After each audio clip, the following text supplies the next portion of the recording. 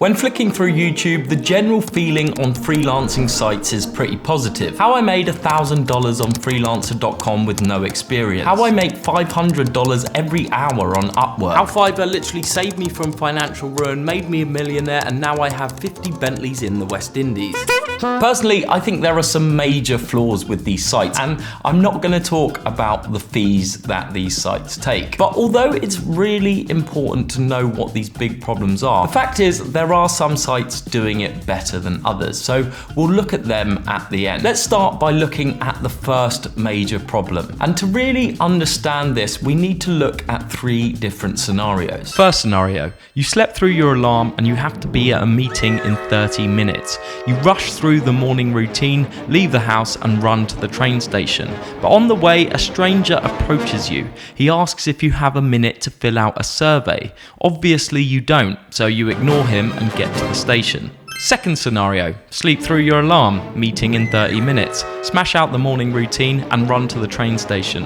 This time your friend Sam approaches you and asks if you have a minute. You haven't seen him in a while, so you share a few words but then politely say you're in a rush and get to the station. Third scenario, sleep through alarm, morning routine, head to the station. This time your mum approaches you and asks if you have a minute. Apart from being very confused why your mother's doing a survey, you of course stop and actually decide to miss the meeting and instead go for coffee. All of these interactions are based on your past experiences. You have no idea who the first guy is, the second guy you know, and, well, your mum, she gave birth to you. Your willingness to listen to them differs with each interaction. On these freelancing sites, it's like the first scenario. A buyer comes to the website and has no idea who you are. And when they're choosing from hundreds of other services, it makes it extremely difficult to stand out. Ideally, you want to warm up prospective buyers first. This is what happens with referrals. They transfer their trust in you to that other person. The other way would be getting them to see some of your work beforehand, and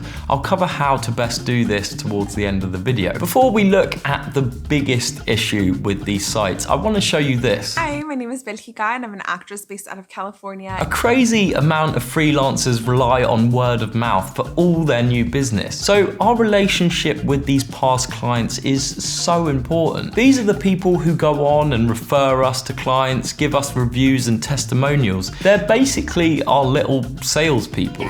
But this all comes down to good, memorable interactions. I actually ran a little test previously in the video. Which conversation would be more memorable? A. Hi, my name is Belkika and I'm an actress based out of California. Or B.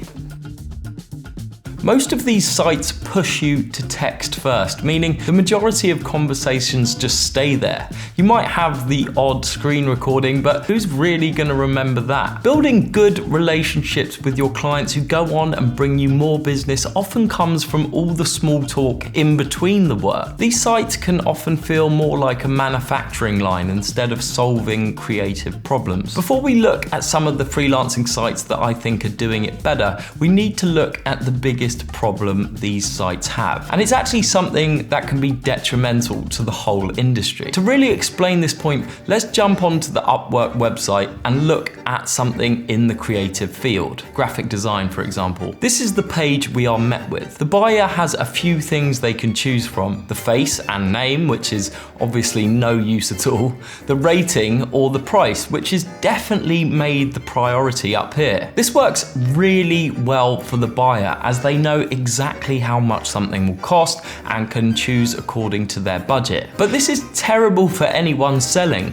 Having price as such a priority means it's one of the biggest factors when competing on these sites. And anyone without any recommendations or reviews, it becomes even more important, meaning people drop their prices to get work, bringing the whole platform's pricing down. Not only that, but when people can't see the differences between goods or services like this, we can't see any of their work, people instinctively go for the cheaper option. Maybe not the cheapest, as that might signal bad quality, but somewhere towards the bottom. And I know you can click through to see their work, but if you don't get a click based on these 3 criteria, there's no chance of getting that work. Right, let's look at some sites that I think are doing it better. Behance. I love the way they hero the image, and the work pages feel quite customizable, adding text, videos, storyboards. Essentially, essentially creating case studies. There's no upfront pricing, which obviously works in the favor of the seller. Also, they make it easy to link out to external websites or portfolios, which can definitely be difficult on other sites. Dribbble has a fairly similar look and feel to Behance, but it's targeted just at designers. One feature I really like is you have to pay to post a job. This obviously discourages any scammers or time wasters. Vidsy is quite interesting for videographers and motion designers. You work to a project fee, so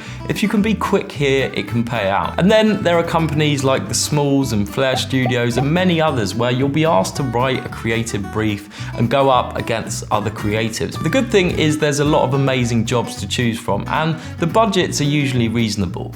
The bad thing is, obviously, it's very time consuming, and I don't really like the idea of these companies getting hundreds of creative ideas for free. And then there's what I think is probably the most underutilized platform, LinkedIn. First point I made about warming up prospective clients, you can do that here with targeted post or just reaching out to people and asking some warm-up questions. Tell me another platform where all the decision makers are active, from CEOs to marketing managers. If you think about it, the majority of people on Upwork looking for a service probably have a LinkedIn account. So with a little thought on how to get the right message in front of those people, you can cut out those sites. I think that's why these sites have become so popular. It suggests that freelancers don't need to market themselves. Just make an account on one of these sites and work will just come to you. Personally, I think without knowing some basic marketing, how can you really guarantee consistent income